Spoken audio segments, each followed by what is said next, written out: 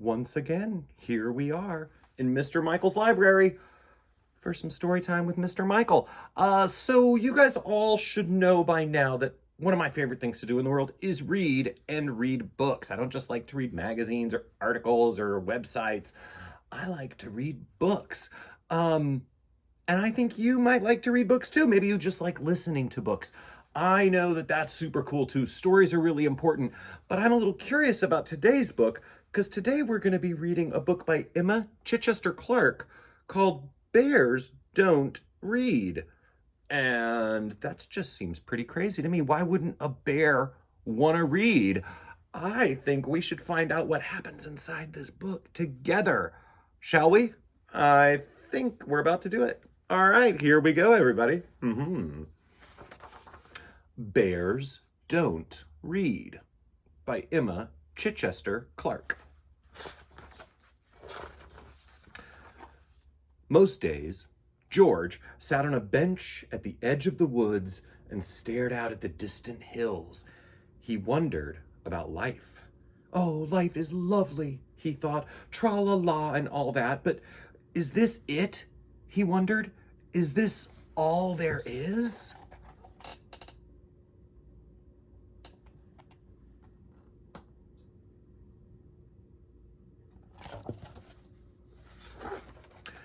His brothers and sisters never wondered about anything. They were perfectly happy chatting, fishing, doing the usual bear things, and telling the same old stories over and over again.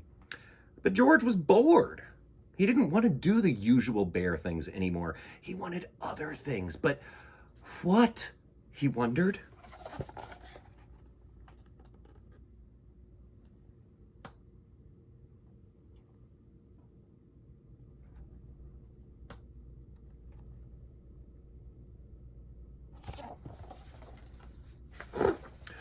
Then, one day, as George was strolling through the forest, he found a book lying beneath a tree. Somebody must have lost it, he thought. How interesting. Inside it were pictures of a bear, just like him.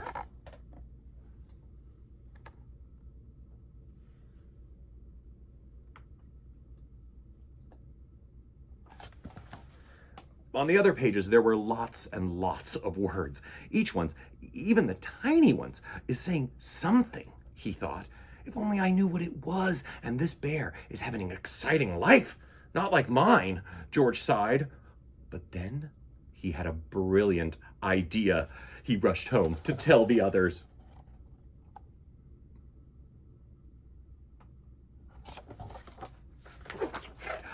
I'm going to town to find the owner of this book and ask them to teach me to read, he said. You don't want to go there, said his brother. They don't like bears in town. But I want to learn how to read, said George. That's just silly, said his sister. Bears don't read. Why can't you be happy doing normal bear things?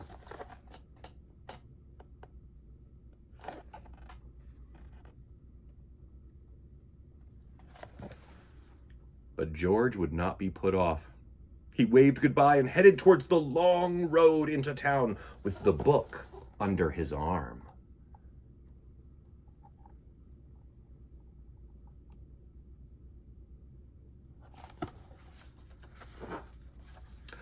George walked for a whole day and a whole night, stopping to rest on a grassy hill under the sparkling sky. Before he slept, he opened the book again and gazed at the words. Already he felt that the world was a more interesting place.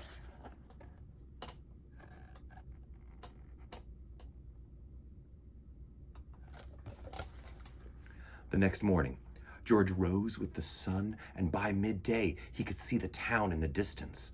He smiled. It looked lovely. There must be so many people who know how to read there, he thought, and lots of new stories they can tell me.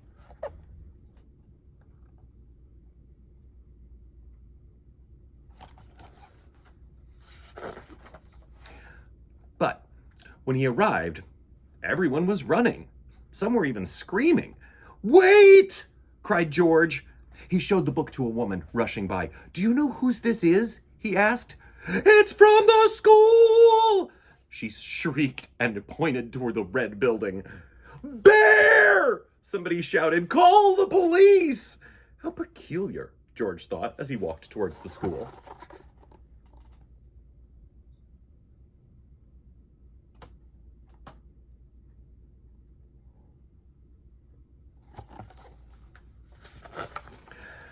Inside was the school, and there was complete silence. Where was everybody? George peered over the desk.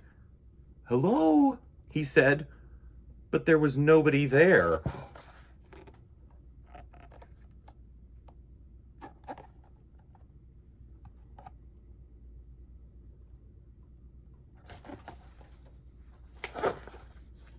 Suddenly there was a shout.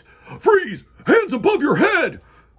George was surrounded by policemen. "What's the matter?" he asked nervously. "You're a gigantic great grizzly bear!" shouted the chief of police. "That's the matter!" They moved towards him, holding up their shields.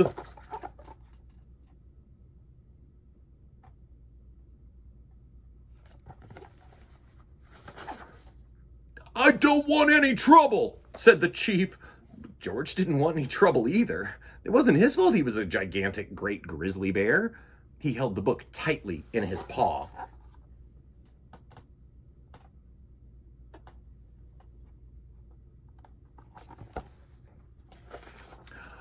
Just then, the doors burst open, and in walked a little girl called Clementine with her mother. "Hey!" cried Clementine. "That's my book, and that's the bear in my book." "This is a dangerous animal," roared the chief. "Stand back!"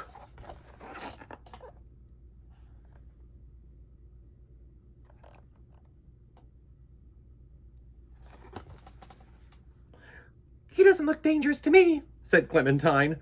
"No," said George, "I'm not that sort of bear at all. I was just hoping someone could teach me to read." "Silence!" roared the chief.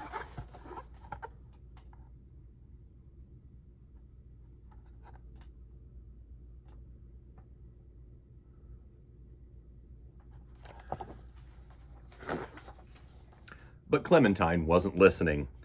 "I'm learning to read," she said. "We could learn together, couldn't we, Mom?"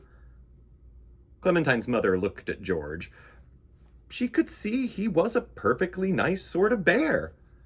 "I don't see why not," she said.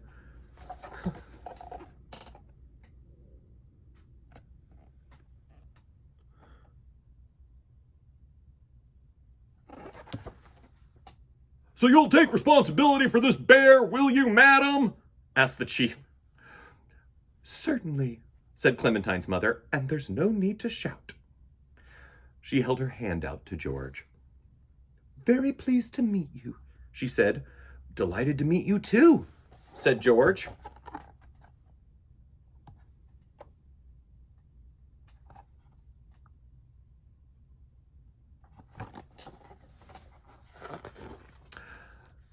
George moved into the summer house at the end of Clementine's garden, and each day, after school, Clementine showed him everything she'd learned.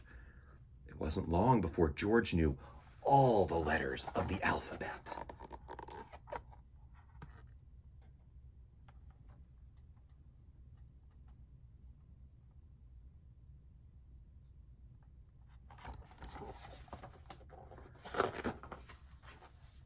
George didn't find reading easy at first.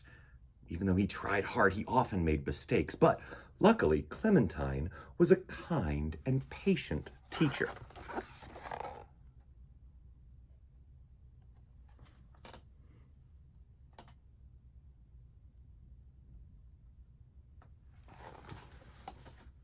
Sometimes the chief came to see how they were getting on.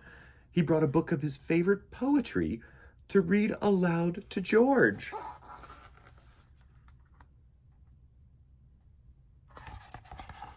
"My love is like a red, red rose."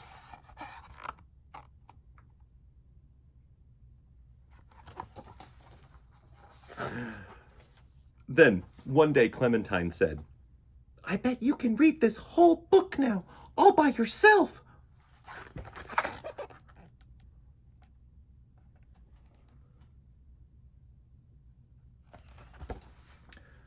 George opened it and began.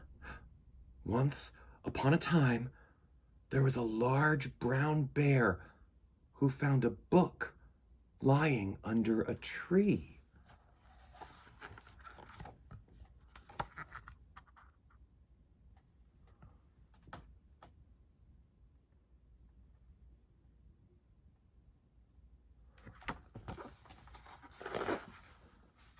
He read the whole book, all the way to the end.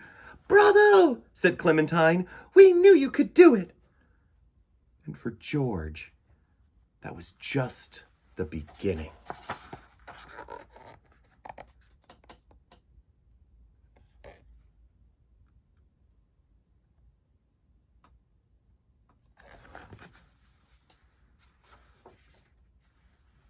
The end. Goodness, everybody. So, there was so much in this wonderful book, wasn't there?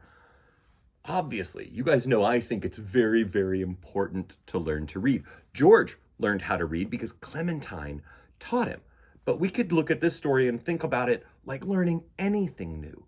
It's so important your whole life long to keep learning new things, keep learning new skills like how to read or how to draw or how to change a tire on a car or how to, like bind receptors to varying cell structures. It's really important to stay up with your studies and, again, your whole life learn something new. And George found out that that's a wonderful thing, and his life got a lot better just because he learned how to read. That's really, really great.